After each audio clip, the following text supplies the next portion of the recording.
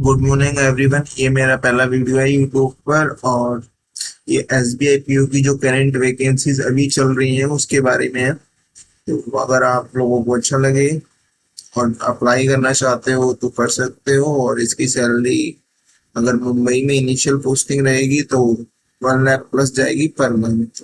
तो अब हम इस नोटिफिकेशन को वन बाय वन डिस्कस करते हैं।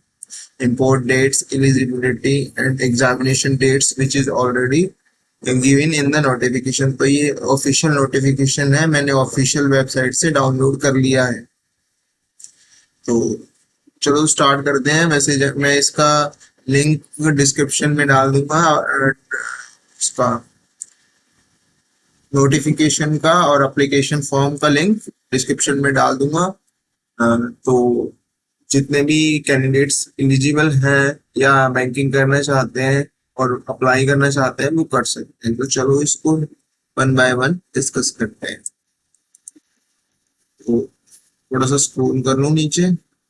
ये इन्होंने अपनी ऑर्गेनाइजेशन के बारे में बता रखा है और ये ग्रेजुएट्स लेवल की जॉब है, कोई एक्सपीरियंस रिक्वायर्ड नहीं है। आप अगर फ्रेशर हो, इवन अगर आपका रिजल्ट वेटिंग में है, आप तभी अप्लाई कर सकते हैं।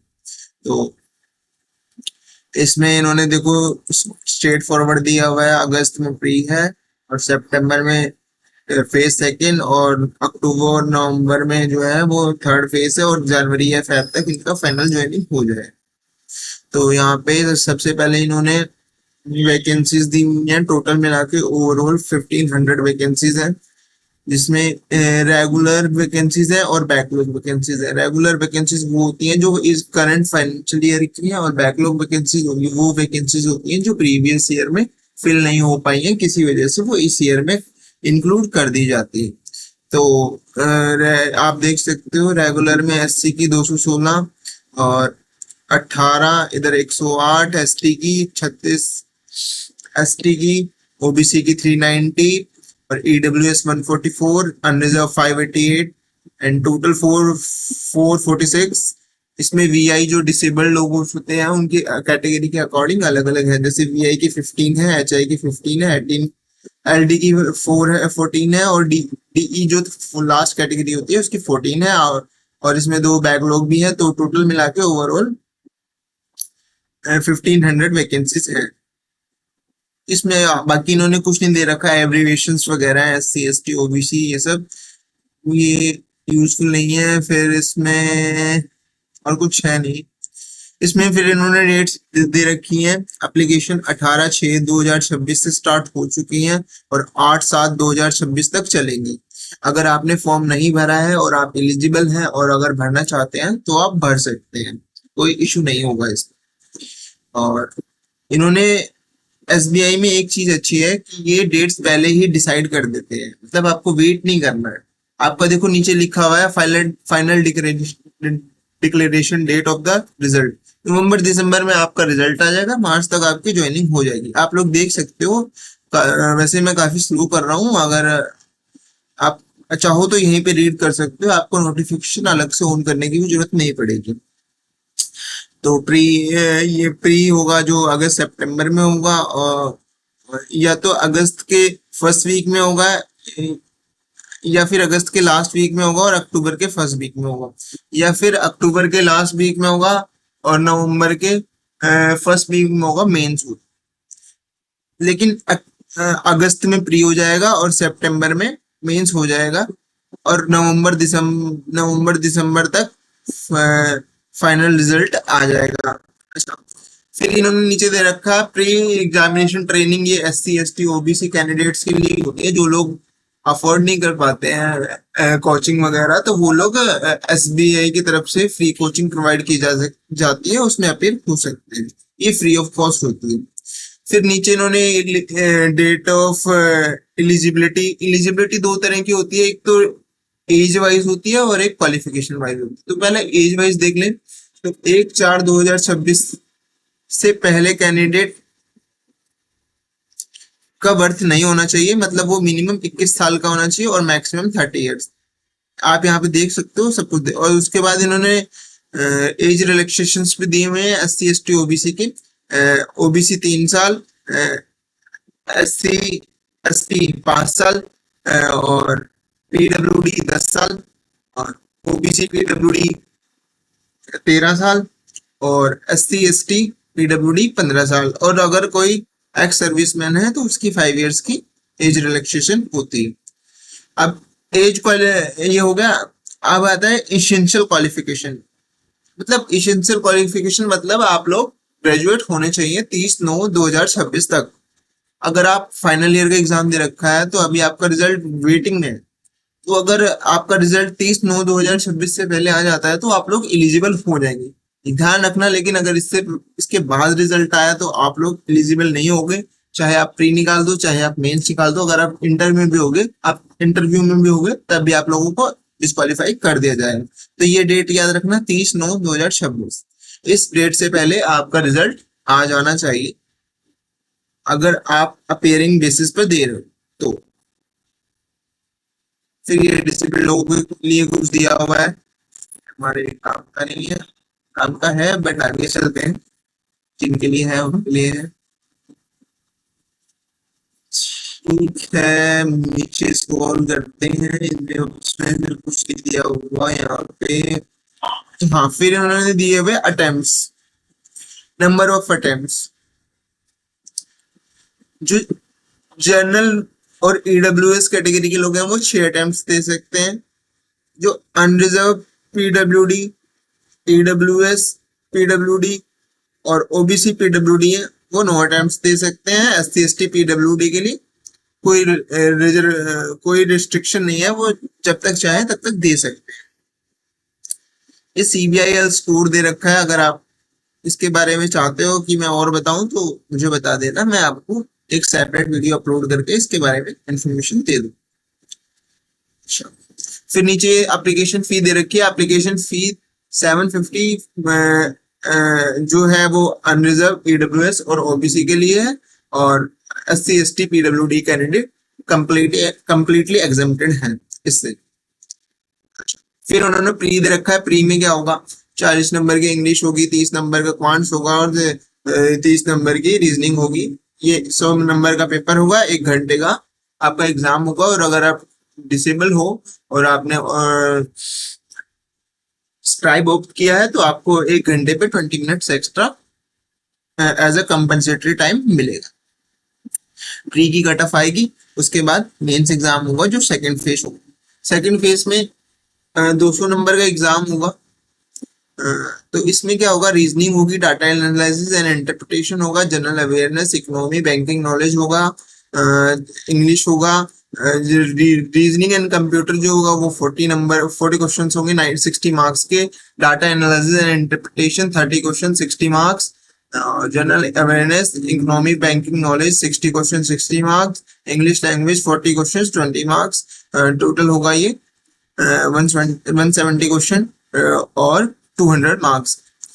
इसके साथ साथ आप जब एग्जाम में बैठे होगे उस टाइम आपका एक डिस्क्रिप्टिव एग्जाम भी होगा, जिसमें ईमेल्स लिखने होंगे, सिचुएशन एनालिसिस करना होगा और एक रिपोर्ट राइटिंग लिखनी होगी। इसमें दो दो ऑप्शंस होंगे। इन दो ऑप्शन, जैसे ईमेल्स के 2 ऑप्शन है, इन 2 ऑप्शंस में से आपको कोई एक ऑप्शन करना है।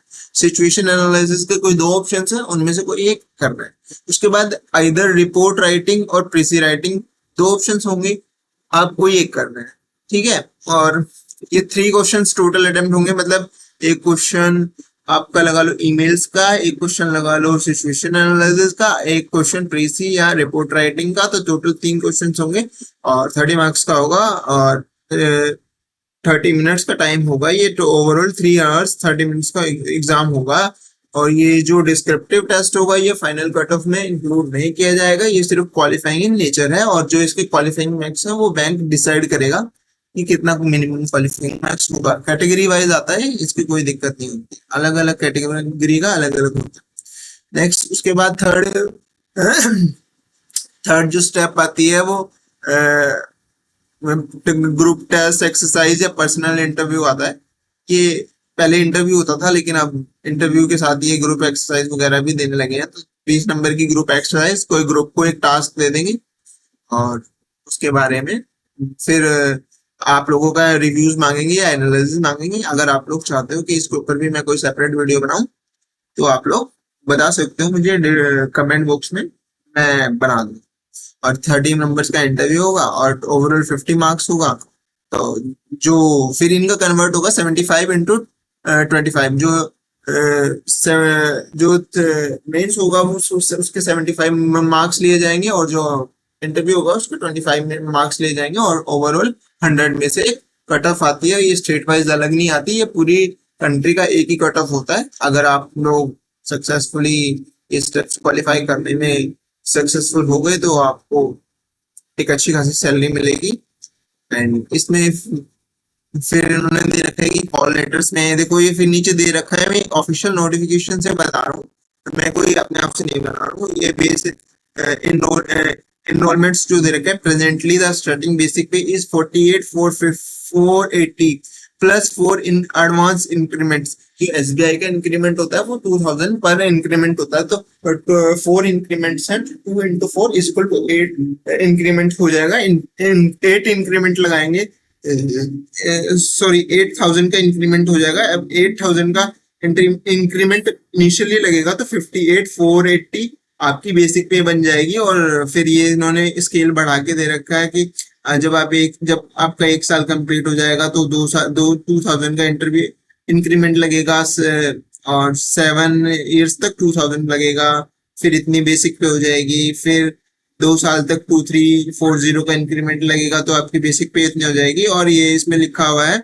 अगर आपकी पोस्टिंग जो है वो मुंबई या किसी मेट्रो सिटी में होती है तो इनिशियल पे पर आपकी मिनिमम सैलरी जो होगी वो ग्रॉस सैलरी 2197 लाख, यानी 21,97,000 rupees. That's a good thing.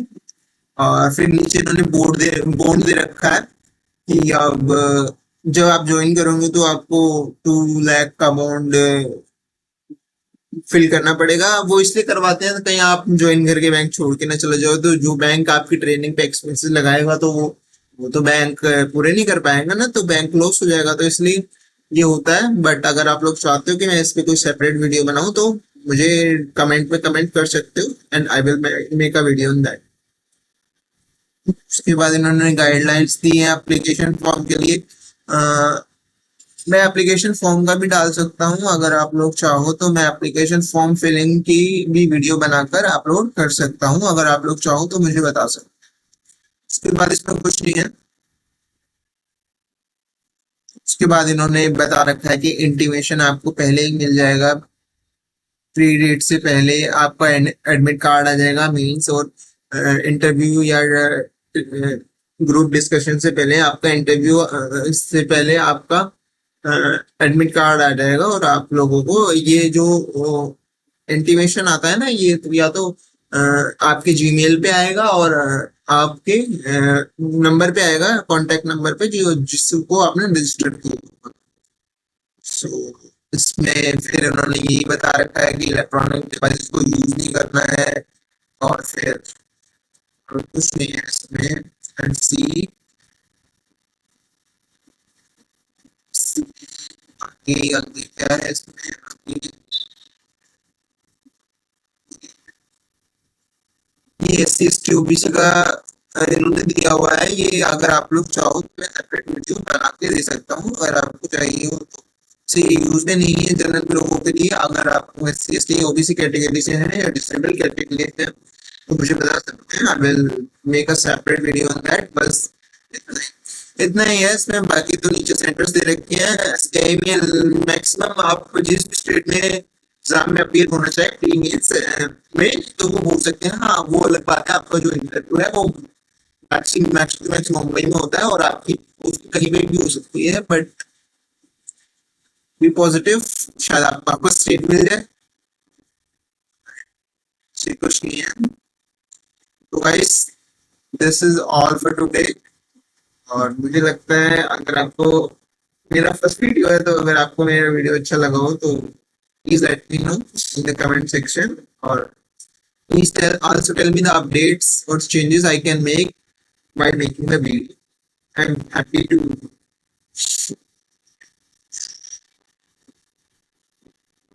know